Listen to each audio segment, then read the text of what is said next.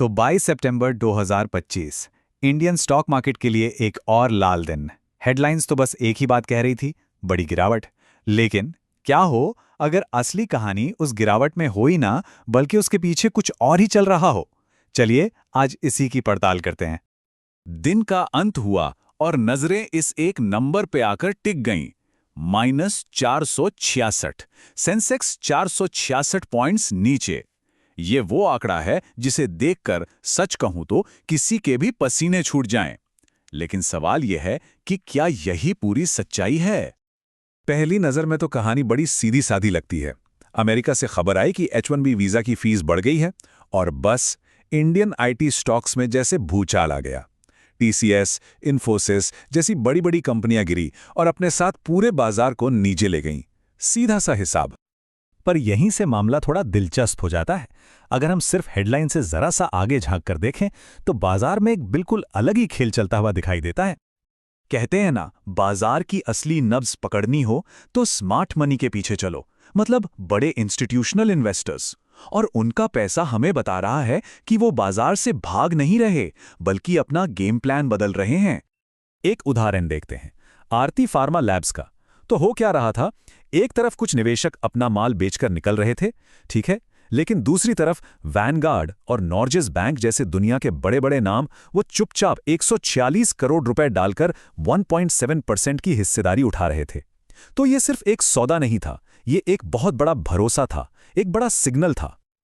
और ये कहानी सिर्फ एक स्टॉक की नहीं थी। लैंडमार्क कार्स में भी यही हुआ।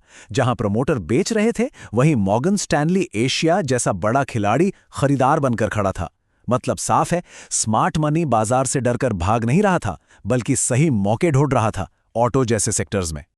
चलिए अब जरा शेयरों के दाम से हटकर कंपनियों के असली धंधे पर नजर डालते हैं, क्योंकि असली ताकत तो वहीं दिखती है। और यहां से जो खबरें हैं वो बहुत ही शानदार हैं। ये नंबर देखिए, 450 करोड़ रुपए। ये कोई छोटा मोटा आंकड़ा नहीं है। ये नेटवेब टेक्नोलॉजीज को मिला एक जबरदस्त ऑर्डर है, और ये ऑर्डर असल में भारत के भविष्य की एक झलक दिखा रहा है। मतलब समझिए, ये सिर्फ एक कंपनी का ऑर्डर नहीं है, ये देश के बड़े इंडिया एआई मिशन का हिस्सा है। ये एक इशारा है कि भारत टेक्नोलॉजी के इंफ्रास्ट्रक्चर में कितनी तेजी से और कितनी मजबूती से आगे बढ़ रहा है। ये भविष्य पर लगाया गया एक बड़ा दांव है। और बात सिर्फ टेक्नोलॉजी की नहीं है, जमीन पर भी बड़े काम हो रहे हैं। 1700 करोड़ रुपए, ये महिंद्रा लाइफ स्पेस के नए प्रोजेक्ट्स की वैल्यू है। मुंबई जैसे प्राइम लोकेशन में इतने बड़े रियल एस्टेट प्रोजेक्ट्स मिलना, ये बताता है कि इंफ्रास्ट्रक्चर सेक्टर में कितना गहरा विश्वास है। ये दिखाता है कि जमीन पर डिमांड कितनी मजबूत बनी हुई है। और ये सिलसिला रुका नहीं। L&T को न्यूक्लियर पावर का बड़ा ऑर्डर, जॉन कॉकरेल को टाटा स्टील से काम और RMC स्विचगियर्स को पावर इंफ्रा का। मतलब हर तरफ से बड़े ऑर्डर्स की बारिश हो रही थी। ये पॉजिटिविटी किसी एक दो सेक्टर में नहीं, बल्कि पूरी इकोनॉमी में फैली हुई दिख रही थी। तो अब हमारे सामने दो अलग अलग तस्वीरें हैं, है ना? एक तरफ आईटी में बिकवाली और दूसरी तरफ इंफ्रा और डोमेस्टिक बिजनेस में जबरदस्त तेजी। चलिए अब इन दोनों तस्वीरों को एक साथ रखकर देखते हैं कि मतलब क्या निकलता है। ये देखिए, यहां दिन की पूरी कहानी एक चार्ट में साफ हो जाती है।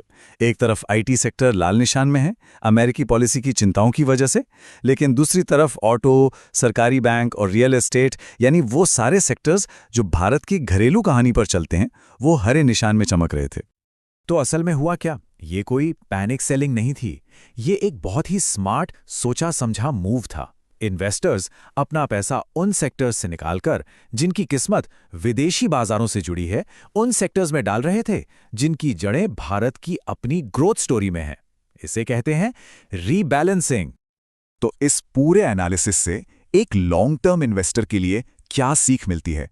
इस पूरे शोर शराबे और उतार चढ़ाव में असली मौका आखिर है कहां? देखिए, लंबी अवधि के निवेशक के लिए रणनीति बहुत सीधी है। सबसे पहले उन सेक्टर्स पर फोकस करना है जहां देश की असली ग्रोथ स्टोरी बन रही है, मतलब इंफ्रा, एआई, बैंकिंग। दूसरी चीज, कंपनियों की ऑर्डर बुक पर पैनी नजर रखनी है, क्योंकि यहीं से उनके भविष्य की झलक मिलती है। और आखिर में उन कंपनियों को चुनना है जिन पर बड़े स्मार्ट इन्वेस्टर्स अपना भरोसा दिखा रहे हैं। तो अंत में बस इतना ही। आज की हेडलाइंस में जो शोर है उसके पार देखने की कोशिश कीजिए, क्योंकि अक्सर इसी शॉर्ट टर्म की उठापटक में लॉन्ग टर्म के बड़े मौके छिपे होते हैं। सब कुछ बस नजरिए का खेल है।